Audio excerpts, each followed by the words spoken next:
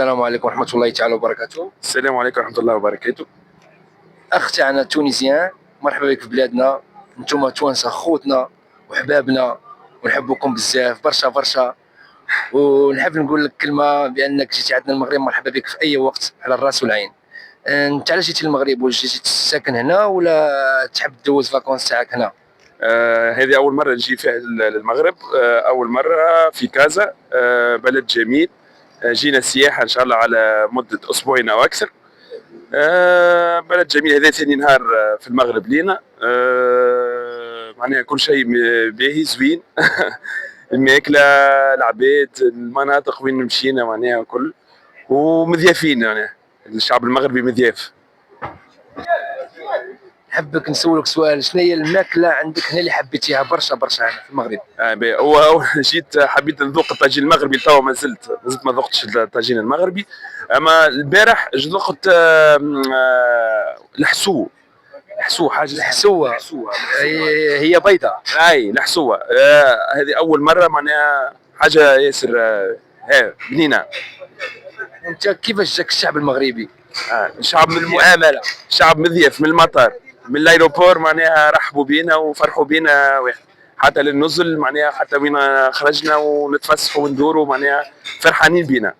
كيفاش جاك الامن الوطني تاعنا في المطار؟ واش كانوا معكم باهين؟ الامن الوطني كان محترم معنا ومنظمين معنا، ونسالوهم اي سؤال معناها يقولوا لنا ويفسروا لنا. مره اخرى ترجع للمغرب ان شاء الله؟ ان شاء الله ان شاء الله. نبغي نجي في كاس افريقيا، كاس افريقيا نجي للمغرب نشاهد المنتخب التونسي بالطبع. انتم مرحبا بكم عندنا في بلادنا، احنا توانسه تونس خوتنا وحبابنا واصحابنا وجيراننا، ونحبكم برشا برشا برشا برشا. انتم علاش عزلتوا المغرب دوزوا المغرب في المغرب هنا فاكونس؟ واش عزلتوا غا كازا ولا غتمشيو لبلاد يعني مدن اخرى في المغرب؟ هي فكره انه المجيء على المغرب كانت فكرتي. صديقي هو ثاني مره يجي للمغرب، يعني اول مره انا اجي للمغرب. خاطر المغرب ديما نشاهد معناها في الصور ومعناها في التلفاز وكل، معناها بلد جميل. معناها عندي قديه مده طويله معناها نحب نزور المغرب، وجات الفرصه والحمد لله اني نجي للمغرب ونزورها وكل.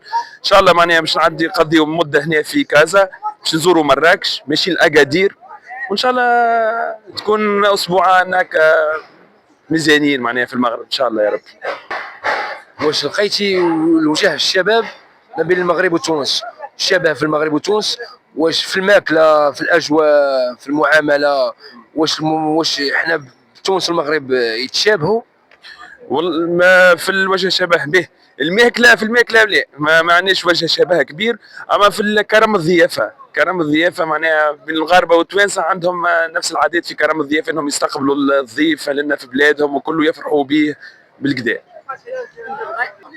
شنو هي النصيحه اللي تنصح الشعب المغربي نهار اللي بغاو يزوروا تونس؟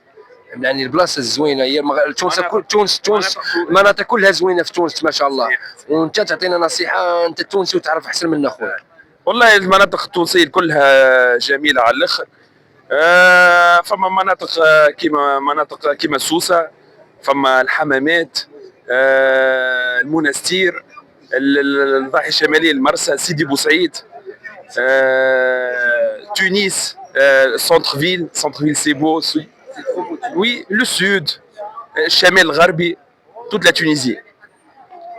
انا عندي توانسه اصحابي، الاكله المفضله عندي هي راك عارف نقول لك كما نقول نسيت عليها، اللبلابي بالهكذا. اكله مفضله عندي جميله والله العظيم. احسن ما اخترت اللبلابي بالهرقمه، حاجه بنينه على الاخر معناها.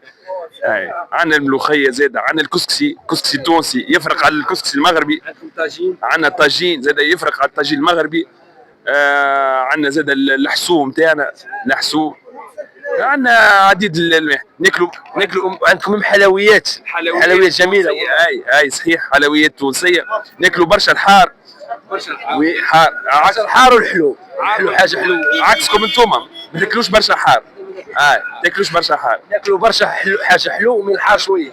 صحيح، هذا اللي لاحظته معناها البارح، اللي هي تاكلوا اكثريه حاجه حلوه هنا في المغرب. وقول لنا الكلمه الاخيره للشعب المغربي مع الشعب التونسي ان شاء الله.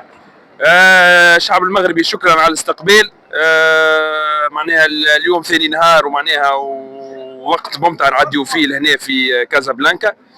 انا نرجم ممكن نقول رساله للشعب التونسي معناها لهنا تنجموا تجيو للمغرب، كرم ضيافه كبير، الشعب المغربي يفرح بكم، البلد جميل على الاخر وين تمشيوا معناها يفرحوا بكم، وشكرا.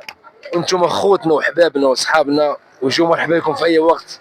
المغرب تاعكم وبلادكم وديوركم، وشكرا وبارك الله فيك.